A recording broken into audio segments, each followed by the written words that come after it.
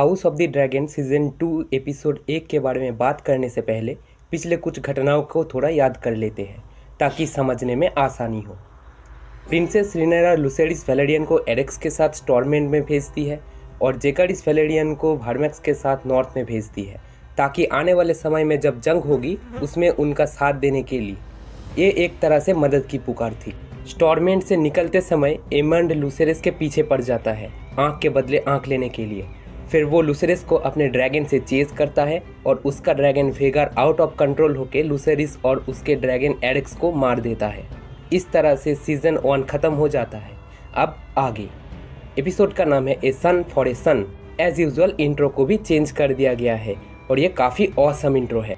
Scene शुरू होता है विंटरफेल से। बहुत वक्त के बाद विंटरफेल को देख के दिल को सुकून मिला। क्रीगन स्टार्क की वॉइस से शुरुआत होती है। अब वो विंटरफेल के लॉर्ड और उत्तर के वार्डन है। वो एक परंपरा के बारे में बताते हैं जिसमें उनके घराने के 10 सदस्य में से एक को रात के पहरेदार के लिए चुना जाता है और वो बताते हैं कि ये कोई सज़ा नहीं सम्मान है। लेकिन इनका चेहरा देख के तो ऐसा नहीं लगता। प्रिंस जेकारिस क्रीगन स्टार्क से मिलते हैं और उन्हें सेना भेजने के लिए मनाते हैं, लेकिन क्रीगन स्टार्क बताते हैं कि बड़ी दीवार के प्रति उनका फ़र्ज सबसे पहला है और हम ये जानते हैं कि दीवार के उस पार क्या है। फिर भी वो मान जाते हैं और रानी के लिए 2000 सैनिक भेजने को तैयार हो जाते हैं। उनके पास ड्रैगन स्टोन से एक संदेशा आता है लुसेरिस वेलेरियन के मौत की। सीन शिफ्ट होता है ड्रैगन स्टोन की तरफ। रेनिस अपने ड्रैगन मेलिस पे सवार होकर ड्रैगन स्टोन में आती है।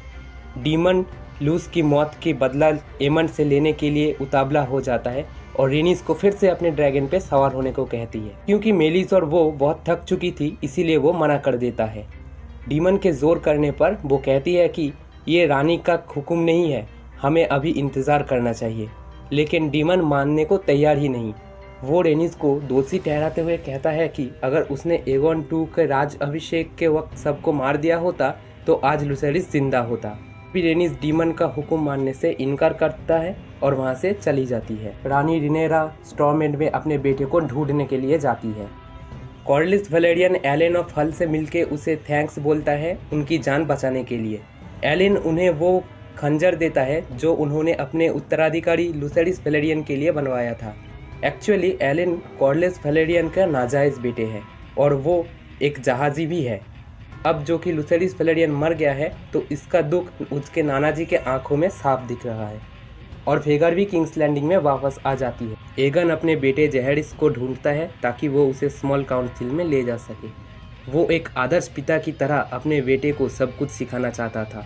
हेलेना कहती है कि वो अभी लाइब्रेरी में है और ये भी कहती है कि उन्हें डर लग रहा है, ड्रैगन से नहीं बल्कि चूहे से।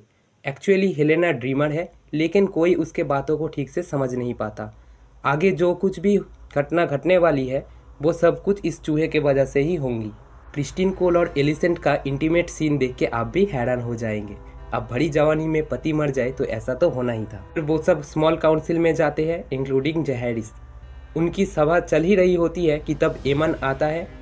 एलिसेंट उसे देख के नाराज़ हो जाती है। वो सब रिवर रन पे कैसे कब्जा जमाया जाए उसके बारे में योजना बनाते हैं। एगन कहता है कि सनफायर और वेगर को लेके वो रिवर रन पे कब्जा कर सकते हैं लेकिन उनको जाने की मंजूरी नहीं दी जाती।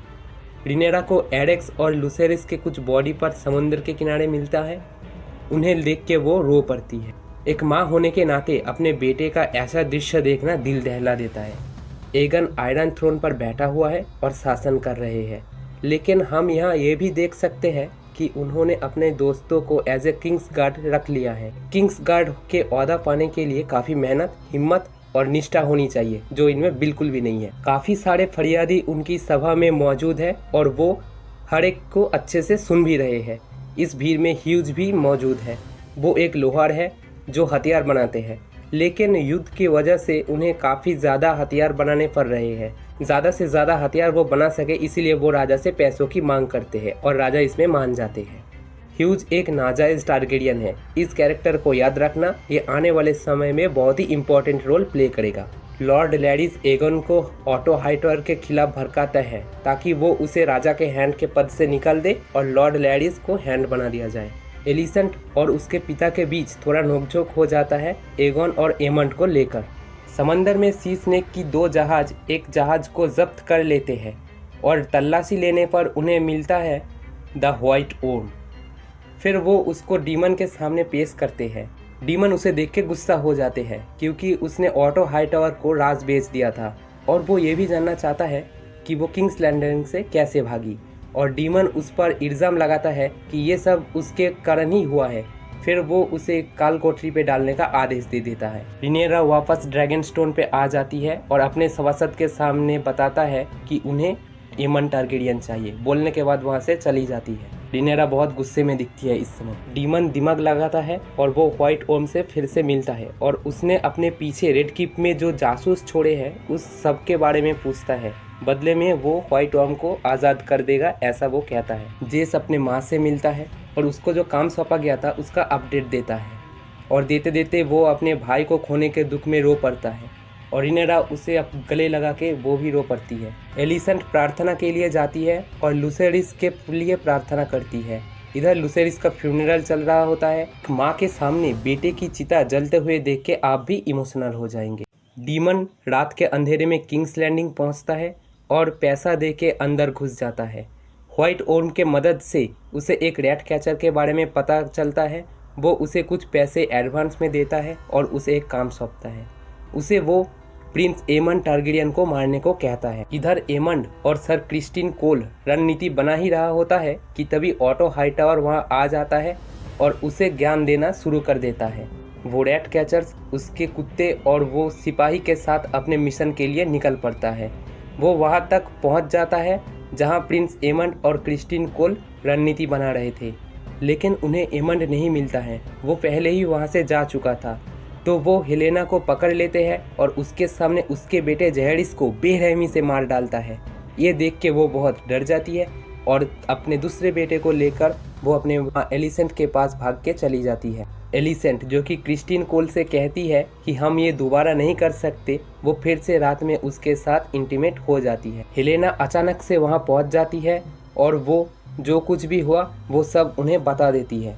इस तरह ये एपिसोड ख़त्म हो जाता है। अगर आपको ये एक्सप्लेनेशन पसंद आया है तो वीडियो को लाइक करें, शेयर करें और चैनल को सब्सक्राइब कर लें। हम आपके लिए चुन चुन के ऐसे वीडियोस लाते रहेंगे।